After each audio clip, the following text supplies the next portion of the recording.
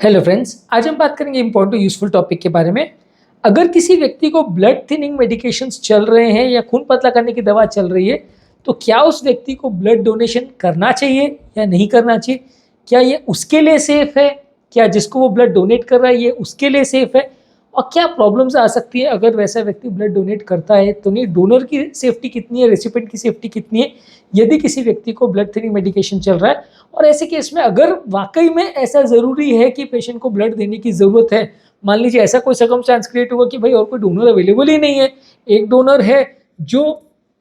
उसी ग्रुप का है लेकिन भाई उसको ब्लड थिनिंग मेडिकेशन चल रही है, दूसरे को ऑलरेडी कुछ ब्लीडिंग हो गया है, उसको खून पतला करने की दवा के साथ अगर ब्लड दिया जाए तो प्रॉब्लम हो जाएगी। तो क्या कर सकते हैं, आज उस बारे में डिस्कस करेंगे। टॉपिक पर जाने से पहले जो लोग हमारे चैनल पर नए हैं उन्हें रिक्वेस्ट करूँगा कि चैनल को सब्सक्राइब करें और वीडियोज़ को ज़्यादा से ज़्यादा लाइक और शेयर करें। देखिए, अगर कोई व्यक्ति ब्लड थिनिंग मेडिकेशन पे या खून पतला करने की दवा पे है तो उसके बॉडी में खून पतला करने वाले तत्व कम मिलेंगे। ये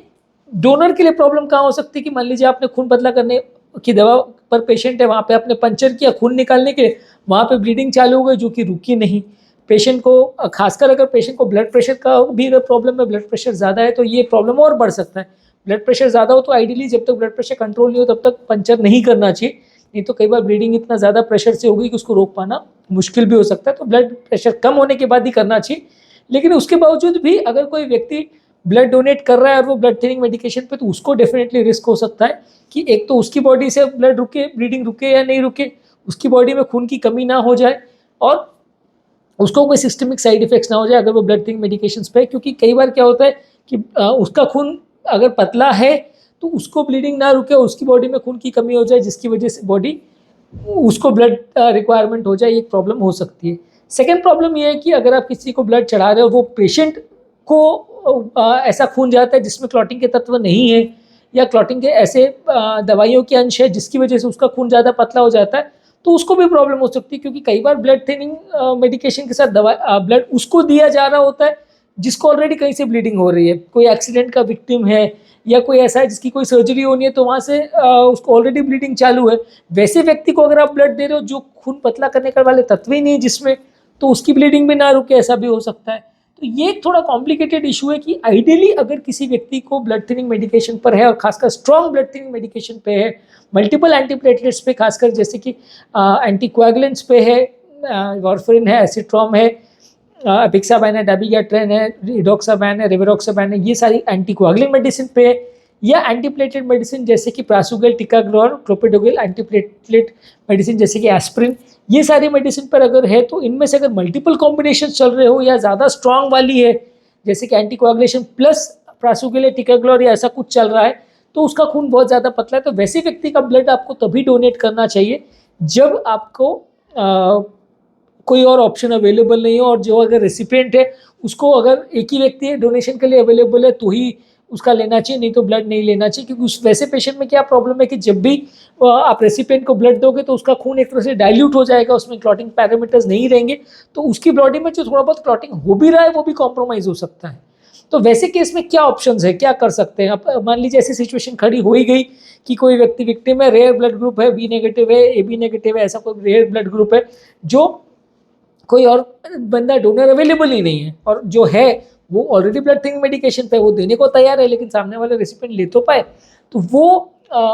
पेशेंट में क्या कर सकते हैं कि या तो आप ऐसा करिए कि जो पेशेंट को ब्लड डोनेट करना है उसके लिए दवा बंद कर दीजिए। अगर मान लीजिए आपके पास टाइम अवेलेबल है और जो डोनर है उसकी दवा आप बंद कर सकते हो। ऑब्वियसली ये दवाओं का इफेक्ट जाने में भी कई बार 2-3 दिन लग जाते हैं। एंटीप्लेटलेट मेडिसिन का इफेक्ट जाने में 4 से 5 दिन लगते हैं और एंटीकोएगुलेंट मेडिसिन का इफेक्ट जाने में 12 से 24 घंटे कई बार लगते हैं, और एसिट्रॉम वगैरह वारफरिन तो 4 से 5 दिन उसमें भी लगते हैं। तो आप उतने टाइम के लिए दवा को बंद या कम कर दीजिए, फिर डोनेट करिए तो ज़्यादा अच्छा है। दूसरा आप क्या कर सकते हो कि अगर पॉसिबल है तो जो बंदा डोनेट कर रहा है उसके बॉडी में आप सडनली क्लॉटिंग फैक्टर्स इंजेक्ट कर दो, फिर ब्लड डोनेट करवाओ तो उसकी बॉडी में क्लॉटिंग फैक्टर्स आ जाएंगे। उसके बाद अगर ब्लड डोनेशन होता है तो ब्लड उतना डाइल्यूट नहीं रहेगा, पर ऑब्वियसली डोनेट करने वाले की बॉडी खुद रिस्क में आ जाएगी क्योंकि उसकी बॉडी में भी तो ब्लड थिनिंग मेडिकेशन इसलिए चल रही है कि उसको कोई हार्ट का प्रॉब्लम है जिसके लिए खून पतला होना जरूरी है। अब उसको हमने क्लॉटिंग फैक्टर्स डाल दिए और उसको ही क्लॉटिंग हो गई, या उसकी दवा बंद कर दी और उसको ही क्लॉटिंग हो गई, तो वो परेशान हो जाएगा। तो दूसरा तरीका फिर ये है कि जो बंदा रेसिपिएंट है उसको ये ब्लड तो दिया जाए साथ में क्लॉटिंग फैक्टर्स अलग से दे दिया जाए, जैसे फ्रेश फ्रोजन प्लाज्मा है वो दिया जा सकता है, या क्लॉटिंग फैक्टर्स का कॉन्सेंट्रेट या प्लेटलेट का कॉन्सेंट्रेट उसको अलग से दिया जा सकता है। अगर वो लैब में अवेलेबल है, ब्लड बैंक में अवेलेबल है, तो वो अलग से दिया जा सकता है, ताकि वो व्यक्ति जिसको अगर ब्लड रिसीव करना है किसी ऐसे बंदे से जिसका खून ऑलरेडी पतला है, तो खून के क्लॉटिंग फैक्टर्स की कमी ज़्यादा ना हो जाए, ब्लड बहुत ज़्यादा डाइल्यूट ना हो जाए।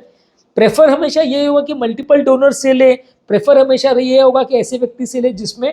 खून पतला ऑलरेडी नहीं है, वैसे व्यक्ति से ले। लेकिन मान लीजिए अगर मजबूरी हो गई और वैसा सिचुएशन हो गया कि आपको उसी से ब्लड लेना पड़ेगा, तो साथ में क्लॉटिंग फैक्टर्स के इंजेक्शन, जैसे विटामिन के इंजेक्शन ले सकते हैं, प्लेटलेट कॉन्सेंट्रेट ले सकते हैं, फ्रेश फ्रोजन प्लाज्मा ले सकते हैं, जो कि बेसिकली ज़्यादा क्लॉटिंग के फैक्टर्स लेके आता है ब्लड, और उस बंदे को फिर कंपेरेटिवली ये एक्स्ट्रा अलग से अगर आप दे देते हो तो क्लॉटिंग का चांस कंपेरेटिवली कम हो जाएगा, और उसको ब्लीडिंग का, उसको अगर अलग से दे देते हो तो ब्लीडिंग का चांस कंपेरेटिवली कम हो जाएगा, और उस ब्लड में क्लॉटिंग फैक्टर्स आ जाएंगे तो उसको साइड इफेक्ट्स होने का चांस कम हो जाएगा, खून बहुत ज़्यादा ओवर पतला नहीं हो जाएगा और आपको प्रॉब्लम्स होगी कम। इस तरह के पेशेंट में जब भी आपको ब्लड डोनेट करना हो तो डोनर की एलिजिबिलिटी और रेसिपिएंट की एलिजिबिलिटी दोनों चेक करना ज़रूरी है। डोनर ब्लड डोनेट करने के लिए एलिजिबल है कि नहीं, उसको ब्लड थिनिंग मेडिकेशन कितनी चल रही है, कितने डोज पे चल रही है, अगर बंद हुआ तो कब बंद हुआ, कितने दिन पहले बंद हुआ, अभी उसका ब्लड में क्लॉटिंग कैसा चल रहा है, उसके ब्लीडिंग पैरामीटर्स आप कर सकते हो, जैसे APTT, PT, bleeding time, clotting time, ये सारे जो ब्लीडिंग के टेस्ट होते हैं वो आप करवा के देख सकते हो कि भाई उसका ब्लीडिंग पैरामीटर्स ठीक है कि नहीं। रेसिपिएंट के ब्लीडिंग पैरामीटर्स चेक कर सकते हो, उसमें APTT, PT with INR,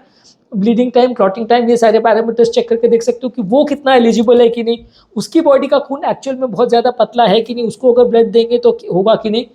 plus आपको डोनर और रेसिपिएंट दोनों की सेफ्टी भी चेक करनी होती है कि डोनर जो ब्लड दे रहा है वो उसकी ओवरऑल कंडीशन कैसी है, उसका हार्ट प्रॉब्लम कैसा है।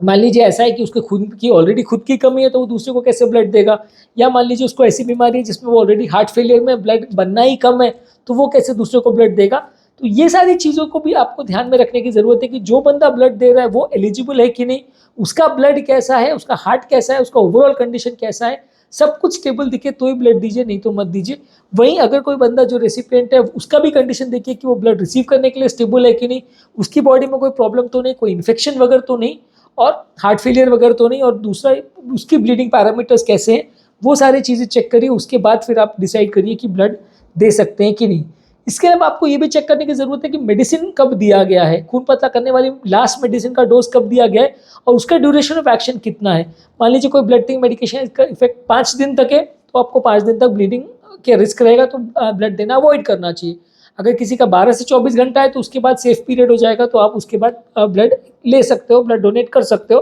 रेसिपिएंट भी ले सकता है क्योंकि वो दवा का इफेक्ट चला जाएगा। तो दवा कौन सी दी गई, किस टाइम पे दी गई, लास्ट डोज कब गया, फुल डोज गया कि नहीं गया बॉडी में, ये सारी चीज़ों को भी आपको टेस्ट करना पड़ेगा। और फिर आपको ये चेक करना पड़ेगा कि वो जो डोनर है या रेसिपिएंट है उसमें कोई और फैक्टर्स या पैरामीटर्स तो प्ले नहीं कर रहे, जैसे कोई और इंजेक्शन या कोई और खून पतला करने की, गाढ़ा करने की दवा रिसेंट टाइम्स में तो उनको नहीं दी गई है। वो सारी चीज़ों को भी आपको चेक करना पड़ेगा। प्लस आपको ये देखना पड़ेगा कि अगर कोई खून पतला करने वाले दवा पेशेंट को दी गई है तो उसके रिवर्स करने के एजेंट्स अवेलेबल है कि नहीं। जैसे मान लीजिए वारफेरिन और एसिट्रॉम चल रहा है तो उसमें आपको विटामिन के देना पड़ेगा। अगर एंटीप्लेटलेट चल रहा है तो प्लेटलेट कॉन्सेंट्रेट देना पड़ेगा। और अगर न्यूअर एंटीकोएगुलेंट्स चल रहे हो तो उसका कोई स्पेसिफिक एंटीडोट नहीं आता तो आपको सिर्फ फ्रेश फ्रोजन प्लाज्मा देना पड़ेगा। विटामिन के भी साथ में दे सकते हो पर उनका कोई डायरेक्ट एंटीडोट नहीं आता। तो क्या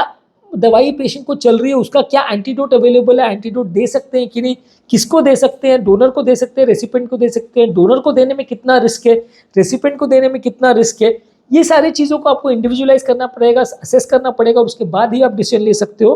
कि जो आप मेडिसिन दे रहे हो वो सेफ है कि नहीं और जो ब्लड डोनेशन का एक्चुअल होने वाला है डोनर रेसिपिएंट के बीच में वो सेफ है कि नहीं, दोनों के लिए प्रॉब्लम्स डोनेशन के बाद ज़्यादा ना हो जाए। तो आज के टॉपिक में हमने बात करी अगर कोई पेशेंट ब्लड थिनिंग मेडिकेशन पे तो उसको क्या क्या चीज़ों का ध्यान रखने की ज़रूरत है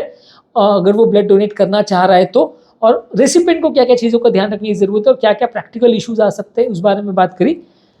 जो लोग हमारे चैनल पर नए हैं उन्हें रिक्वेस्ट करूँगा कि वीडियोस को ज़्यादा से ज़्यादा लाइक और शेयर करें और चैनल को सब्सक्राइब करें ताकि चैनल को कंटिन्यू करने के लिए हमें मोटिवेशन और इंस्पिरेशन मिले। और इसके अलावा ब्लड थिनिंग मेडिकेशन से रिलेटेड और ब्लड कब थिन होता है, कब थिक होता है, कौन कौन सी बीमारियों में ब्लड थिन और थिक होता है, वो सारी बीमारियों के बारे में भी हमने वीडियो किया है। तो ये सारी चीज़ों को भी आपको ध्यान रखने की ज़रूरत है कि ऐसी कोई बीमारी वाले पेशेंट को भी आपको ब्लड डोनेशन करने से पहले प्रॉपरली मॉनिटर करने की ज़रूरत है, नहीं तो प्रॉब्लम्स होने का चांस बढ़ जाएगा।